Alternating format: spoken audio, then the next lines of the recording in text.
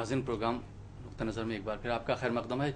जैसा कि आप जानते हैं कि आज 13 ज़िलों की 49 सीटों पर वोटिंग हो रही है और जहां जहां वोटिंग हो रही है वहां उसमें फिरोज़ाबाद, कानपुर, हमीरपुर, ललितपुर, एटा, इटावा, जालौन, औरैया वगैरह शामिल हैं। अभी यहां पर कितनी परसेंट वोटिंग हो गई है और वहां की क्या सूरत हाल है, देखते हैं ये रिपोर्ट।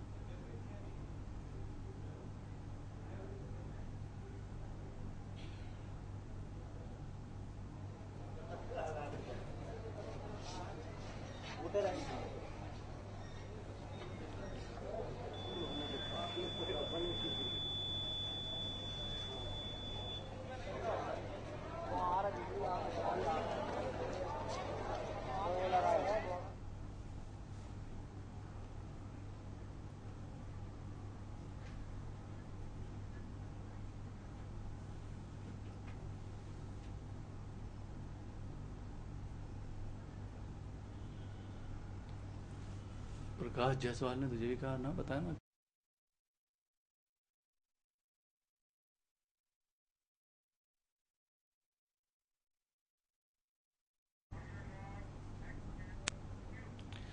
जी सज्जा साहब, ब्रेक पे जाने से पहले जो मेरा सवाल था आपसे कि राहुल गांधी के आने से या प्रियंका गांधी के आने से आपको क्या लगता है कि कांग्रेस इस बार कितनी सीटें ला सकती है, क्योंकि पिछले चुनाव में उनको सिर्फ 22 सीटें मिली थी और बहुजन समाजवादी पार्टी ने 206 सीट हासिल करी थी।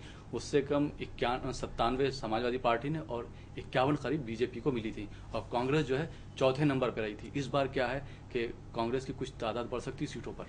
हाँ देखिए, 400 सीटें हैं।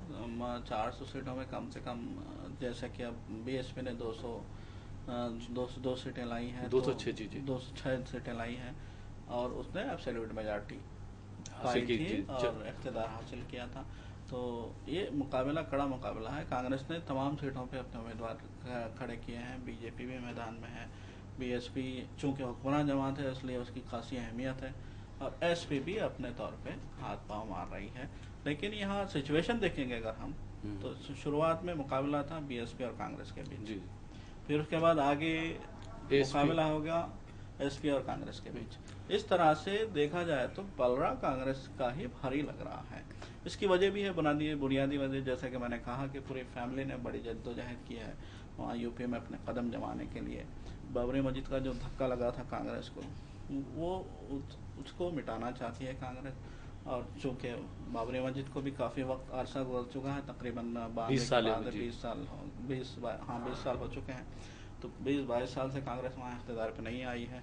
तो कांग्रेस ने एक हद तक अपने उस दाग को धोने में कामयाबी हासिल कर ली है। नरसिम्हा राव के दौर में जो दाग कांग्रेस पे लगा था, तो जाहिर सी बात है कि कांग्रेस ने इसके लिए नरसिम्हा राव ही को जिम्मेदार ठहराया था। तो बहरहाल ये वक्त के साथ साथ वक्त जो है बहुत बड़ा मरहम है ये कहा जाता है।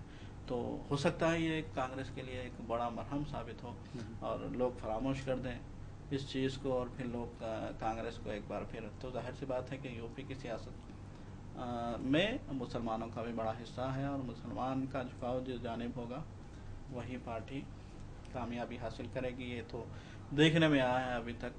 तो बहरहाल अभी मुसलमान का वोट अभी भी 3 जानिब बटा हुआ बट रहा है, है। ऐसा देखने में आ रहा है।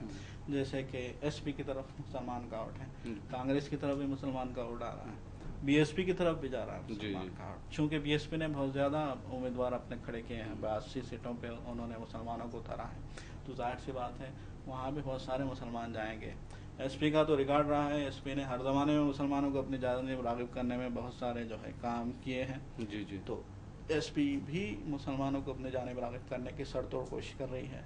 तो तीसरी जानिब कांग्रेस ने रिजर्वेशन के मामले को लेकर, रिजर्वेशन के हवाले को लेकर उसने भी मुसलमानों को अपने जानिब राग़िब करने की कोशिश की है।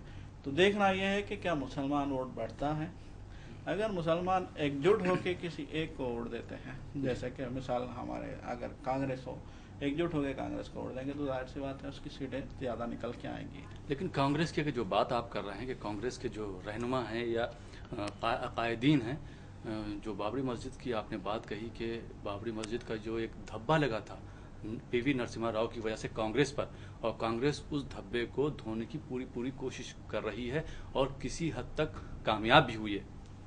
लेकिन सवाल ये उठता है कि कांग्रेस अगर कामयाब हुई है और कांग्रेस की पोजीशन अगर सही है, तो कांग्रेस के रहनुमा जो हैं, कायदीन जो हैं, इस तरह के बयानात क्यों देते फिरते हैं? जैसे आपने देखा होगा कि वजीर कानून आपके सलमान खुर्शीद साहब ने जो फरुखाबाद में एक रैली को खिताब करते हुए कहा था कि अगर कांग्रेस की सरकार उत्तर प्रदेश में बनती है तो हम मुसलमानों को 9% जो है रिजर्वेशन देंगे। और उसके बाद बेनी प्रसाद वर्मा साहब ने भी ये बोला था कि सलमान खुर्शीद ने कोई ऐसा गलत बयान नहीं दिया है, ये हमारे आइन में मैनिफेस्टो में शामिल है, और अगर कांग्रेस की हुकूमत उत्तर प्रदेश में बनती तो हम वाकई में मुसलमानों को रिजर्वेशन देंगे। फिर अभी 3 दिन पहले जब कानपुर में रोड शो हुआ तो राहुल गांधी ने जो है कानून की खिलाफ वर्जी करी और वो जो है रोड पर निकल गए। उस दिन महाशिवरात्रि थी जिसकी वजह से जाम लगा। और अभी आज प्रकाश जायसवाल साहब ने ये कहा है कि अगर कांग्रेस की, सबसे बड़ी बात की कि कांग्रेस की अगर हुकूमत उत्तर प्रदेश में नहीं आती है तो यहाँ पर प्रेसिडेंट रूल लागू होगा।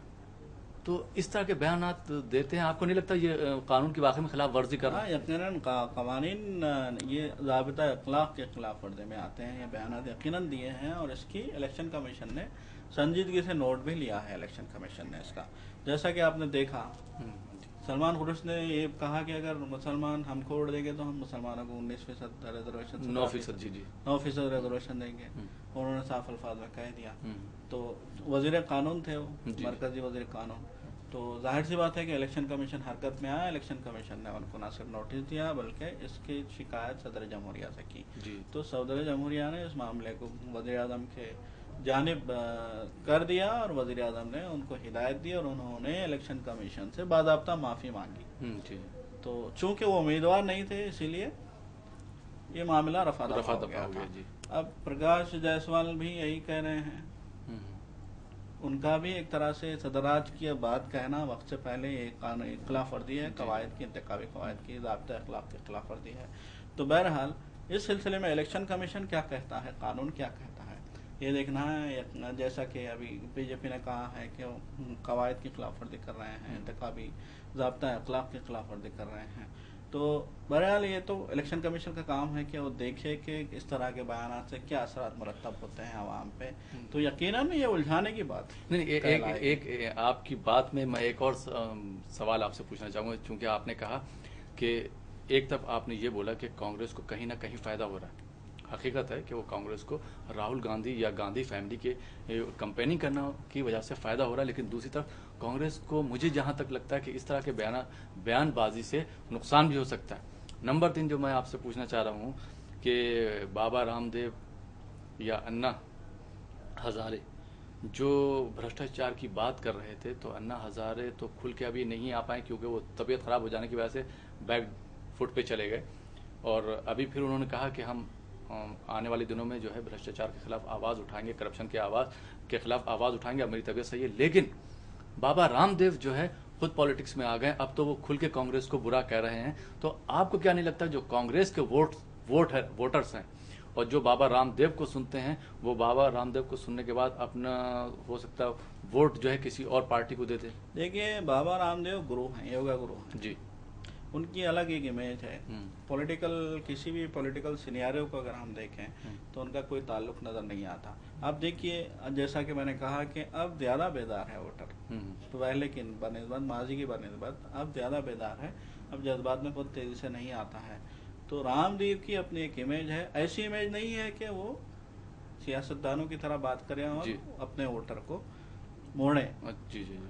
ऐसी इमेज नहीं है उनकी। अब जैसे अन्ना हजारे को हम देखें, करप्शन के नाम पे वो लाखों लोगों को जमा कर सकते हैं, लेकिन वोट बैंक नहीं बन सकते हो।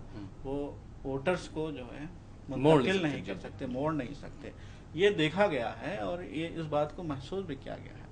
वोटर्स को मोड़ने के लिए अभी वक्त चाहिए उन लोगों को, चूंकि वो नवारिद हैं इस मैदान में एक तरह से। यकीनन बाबा रामदेव का मीडिया में बहुत बड़ा रोल रहा है, पहचान है बड़ी, पूरे हिंदुस्तान में उनकी पहचान है। एक लंबे अरसे से वो योगा गुरु की हैसियत से अपनी इमेज बनाए हुए हैं। तो अचानक वो अगर लोगों को वोट देने के बारे में या किसी पार्टी के खिलाफ मुखालिफत में अगर वो उतर आएंगे तो इतनी जल्दी एक्सेप्ट नहीं करेंगे लोग।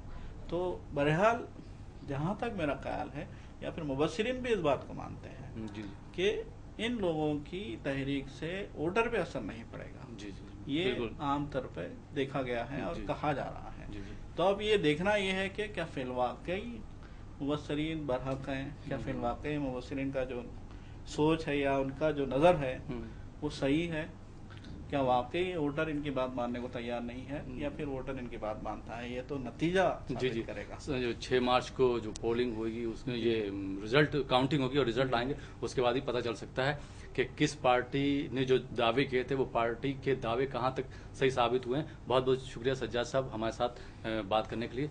दोस्तों, उसी के साथ ये हमारा प्रोग्राम नुक्ते नज़र यहीं पे ख़त्म होता है। कौमी, मुकामी और बैनुल अक़वामी खबरों के लिए देखते रहिए प्रोग्राम नुक्ते नज़र और मुंसिफ टीवी।